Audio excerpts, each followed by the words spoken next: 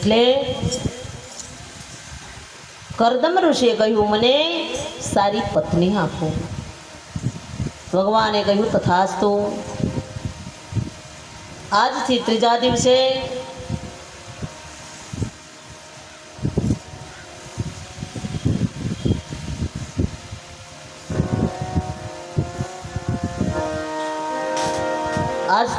દિવસે મનુ અને શત્રુપાએ એની દીકરીને લઈને આવે છે. ત્યારે તેનો હાથ તેને સ્વીકારજો, તેની સાથે લગ્ન કરજો. પણ તમે જે તપસ્યા કરી એનાથી હું પ્રભાવિત થયો છું, અને હું બીજું કહું છું કે તમારા બેયના દાંપત્ય જીવનમાં હું તમારે ત્યાં દીકરો બનીને આવીશ. આટલું કહી ભગવાન અંતર ધ્યાન થઈ ગયા છે. ત્રીજા દિવસે મનુ અને રાણી શત્રુપા આવે છે. તેમણે પોતાની દીકરીનો હાથ કરદમના હાથમાં આપવાની વાત કરી. પણ કરદમે કહ્યું, તમારી દીકરીને પૂછી જુઓ કે મારી એક શરત છે કે મારા સંસારમાં એક દીકરો થશે એટલે હું સંસાર છોડી દઈશ.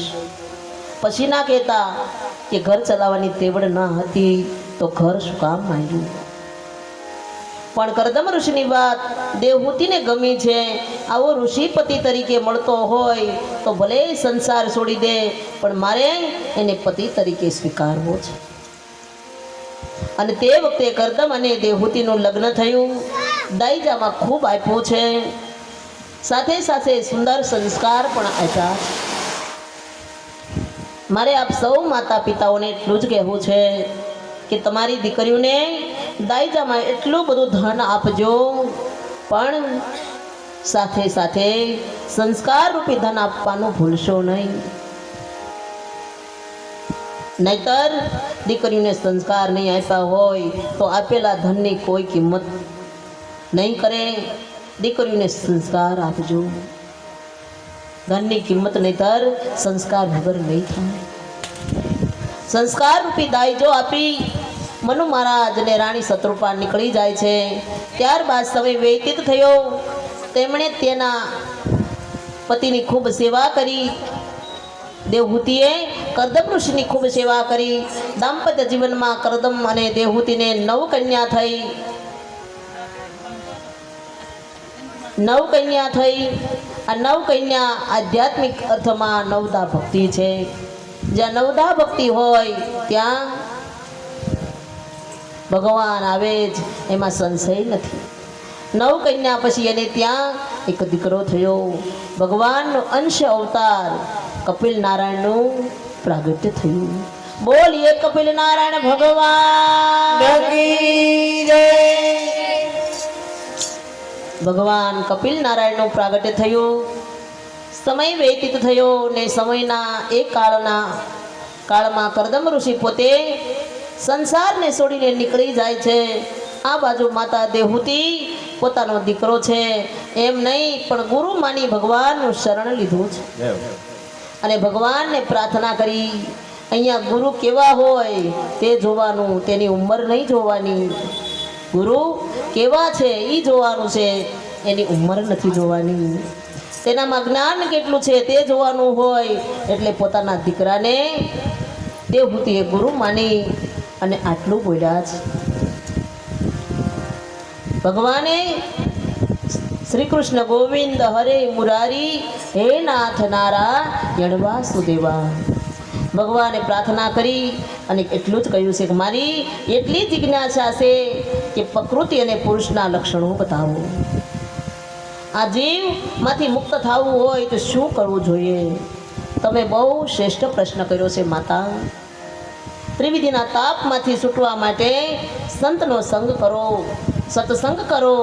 એટલે માએ બીજો પ્રશ્ન કર્યો, આ દુનિયામાં સંત કહેવા કોને? માં, સાધુમાં મોટામાં મોટું લક્ષણ એ છે કે તેનામાં તિતિક્ષણા હોવી જોઈએ નહીં. તેનામાં તિતિક્ષણા હોવી જોઈએ, એટલે કે કોઈનો વિરોધ ના કરે. સાધુ કોઈનો દુશ્મન નહીં અને સાધુને કોઈ દુશ્મન નહીં. જેણે વાસનાઓ છોડી દીધી છે એ સાધુ છે. માં, બીજાનું દુઃખ લઈ લે અને પોતાનું સુખ બીજાને આપે, આનું નામ સાધુ કહેવાય. માં સંતોનો સંગ કરજો, સત્સંગથી માણસનું જીવન સુધરી જાય છે.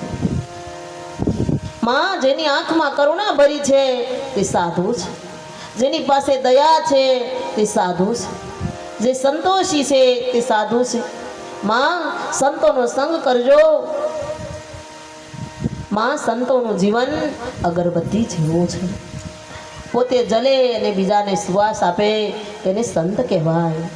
સંતનું જીવન વૃક્ષ જેવું છે, પોતે તપે અને સાયડો બીજાને આપે છે અને સાધુ કહેવાય છે. જે શાંતિ પમાડે તેને સંત કહેવાય છે.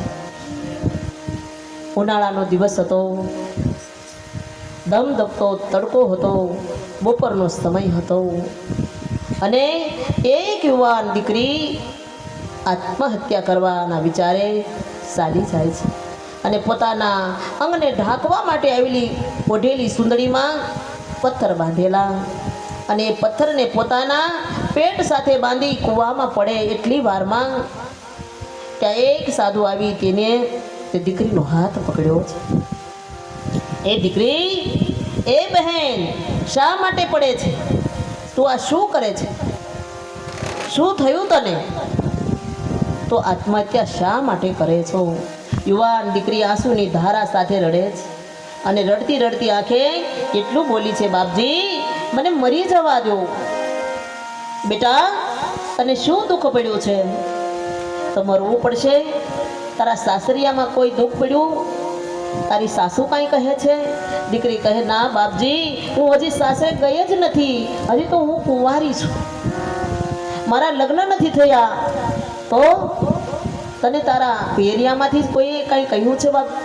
બેટા, ત્યારે દીકરી કહે, બાપજી હું આપને કાંઈ નહીં કહી શકું, મને મરવા દો. ના બેટા, તું કે આ દુનિયામાં આત્મહત્યા જેવું કાંઈ પાપ છે નહીં. ગમે એટલું દુઃખ પડે પણ ક્યારેય આત્મહત્યા કરવી નહીં.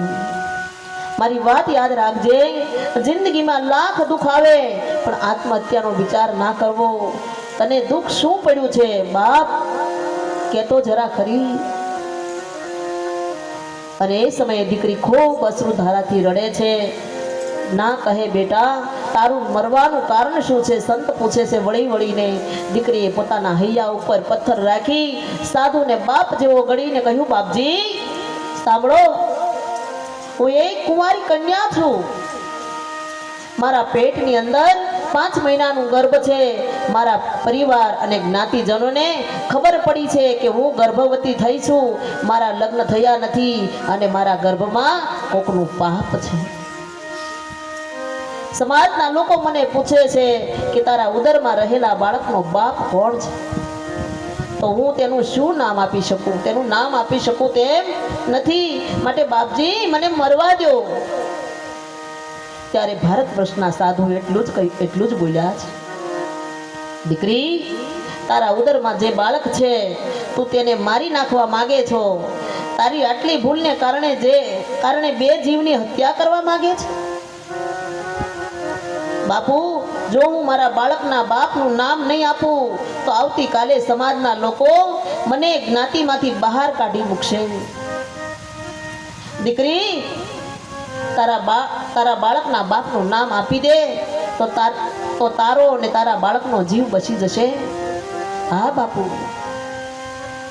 દીકરી રડતી આંખે કહે, બાપુ નામ નહીં આપી શકું. ત્યારે આ ભારત વર્ષનો સાધુ એટલું જ બોલ્યો હતો, તારો અને તારા બાળકનો જો જીવ બચી જતો હોય તો એના બાપનું નામ આપવાથી તો જા ઘરે અને કાલે તારા જ્ઞાતિજનોને બધાને ભેગા કરી અને ભેગા થાય ત્યારે તને પૂછે કે તારા પેટમાં રહેલા બાળકના બાપનું નામ શું છે, તો તું એટલું કહેજે કે મારા બાળકના બાપનું નામ સંત મૂળદાસ છે.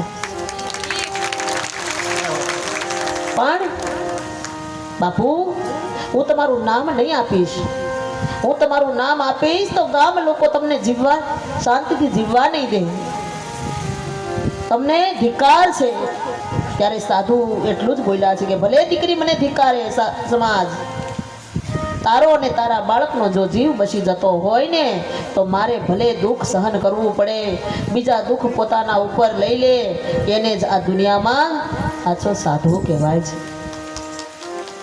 પછી સંત મહાત્મા મૂળદાસજીને અમરેલીમાં ભરી બજારે ગધેડા ઉપર બેસાડ્યા છે. આ સમાજ છે. ક્યારેક હાથીની અંબાડી પર પણ બેસાડે અને ક્યારેક ગધેડા ઉપર પણ બેસાડે, ક્યારેક ફૂલોનો હાર પણ પહેરાવે અને ક્યારેક જૂતાનોય પહેરાવે. સમાજ છે. ભરી બજારે ગધેડા પર બેસાડ્યા અને જૂતાનો હાર પહેરાવ્યો, આખા ગામમાં ફેરવ્યા, છતાંય એ મહાત્માને જરાય દુઃખ નથી. અને પછી કહેવાય છે કે જે સાધુએ પોતાની ઉપર જે પાપ લીધું ને એ દીકરીના ઉદરથી એક દીકરીનો જન્મ થયો. યાદ રાખજો, એક સાધુની નજર પડે અને ભાગ્ય ક્યાં પહોંચી જાય. એક સાધુની જો આપણી પર નજર પડી હોય તો એ ભાગ્ય ક્યાં પહોંચી જાય. સાધુ ક્યારેય કોઈને નજર આપતા જ નથી, અને આપે ને તો સમજી જાવ કે આપણો ભાગ્ય ખુલી ગયું છે. જીવન ધન્ય બની જાય સંતોના સંગમાં.